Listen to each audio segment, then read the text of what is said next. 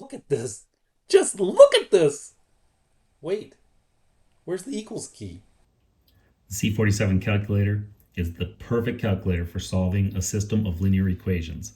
Let's take this two equation system as an example and solve it. In order to solve this system of equations, we go into the matrix menu and we select simultaneous equations, and it asks us how many equations will there be. In this case, we're going to have two equations. So we enter 2, press 2 and enter. Then there's a matrix A and a matrix B selection on the left side. Matrix A is the matrix where we put in the four values that are in front of the coefficients. So 3, 5, 2, and minus 4. Matrix B is the matrix that has the two answers to the equations, or the equivalent, so 13 and 12. So we enter both of these matrices. First, we select matrix A. This brings us into a matrix editor, and then we type in the four values.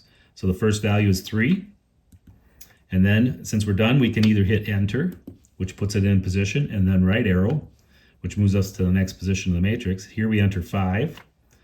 And now we can take a shortcut. We can just say right arrow, and that will do both the enter and advance us to the next position. Then we enter a 2, right arrow, and finally a -4. So 4, change sign, right arrow. Now that we're done entering this matrix and it matches, we can press exit to leave that matrix editor. Next, matrix B. Here we have to enter two elements, 13 and 12. So we do 13, right arrow, 12, right arrow. That last right arrow could have been an enter just as well. So now I have 13 and 12 in the matrix. It indicates it's a transposed matrix so that it can display it horizontally instead of vertically, but it is the right matrix. So now we're done with this, we can exit, and finally we select matrix X. This is the solution matrix, so the left value is the value for X, the right value is the value for Y. Now, we may need to use these numbers to confirm. Let's say we want to put them back in the equation. So I need to retrieve these two numbers onto the stack. The easiest way to do that is to press recall. And then the top element here on the F3 key is the recall of vector element 1. So we do double click, vector element 1. That's our X value, and it's now copied on the stack.